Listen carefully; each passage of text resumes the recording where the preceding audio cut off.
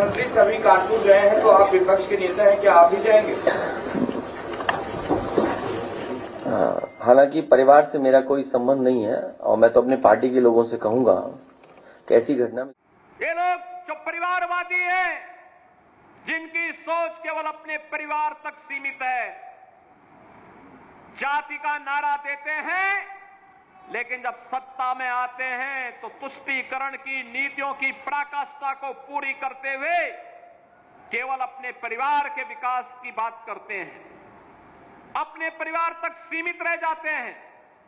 आपने देखा होगा जब 22 अप्रैल को पहलगांव में पर्यटकों पर हमला हुआ था, आतंकी हमला हुआ था, समाजवादी पार्टी के नेताओं के बयान किस किस प्रकार के बयान आते हैं, ये पता लगाने में ही कठिनाई होती है कभी कभी कि ये समाजवादी पार्टी के नेता बयान दे रहे हैं या कोई पाकिस्तान का प्रवक्ता बयान दे रहा है।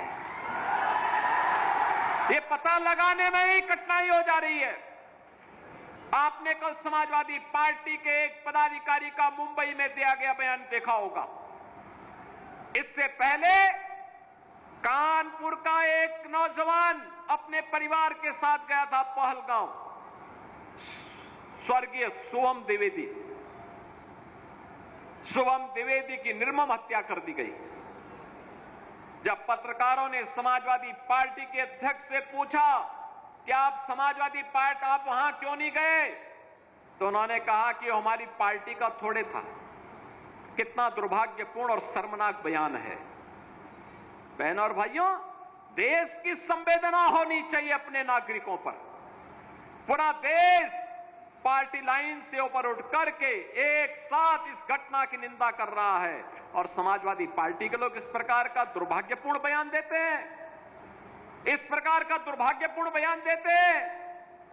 पहलगांव की घटना में उनका एक राष्ट्रीय महासचिव बयान देता है, कहता हिंदू ने हिंदू को मारा है, यानी पाकिस्तान को क्लीन चिट देने की कुत्सित चेष्टा। उनका एक सांसद उससे भी घटिया स्तर का बयान देता है। बहनों और भाइयों, जब भी जातिवाद की राजनीति होगी, जब भी विभाजनकारी राजनीति होगी, तो तुष्टीकरण की पराकाष्ठा को पार करते हुए आपकी सुरक्षा के साथ ऐसे ही खिलवाड़ करने का कुत्सित प्रयास करेंगे जैसे वर्तमान में कुछ कांग्रेस के नेता और समाजवादी पार्टी के नेता कर रहे हैं। हमें एक स्वर से निंदा करनी चाहिए।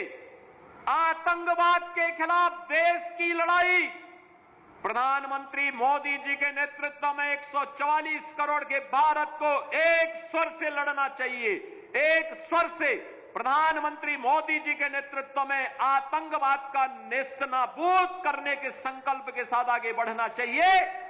इस संकल्प के साथ अगर हम आगे बढ़ेंगे तो जैसे 10 वर्ष में आपने देश से आतंकवाद को, नक्सलवाद को, उग्रवाद को समाप्त होते हुए देखा होगा, ऐसे ही जो थोड़े तत्व सिर उठाने का प्रयास कर रहे हैं, इनके भी जहन्नुम में जाने के दिन बहुत शीघ्र सामने दिखाई देंगे।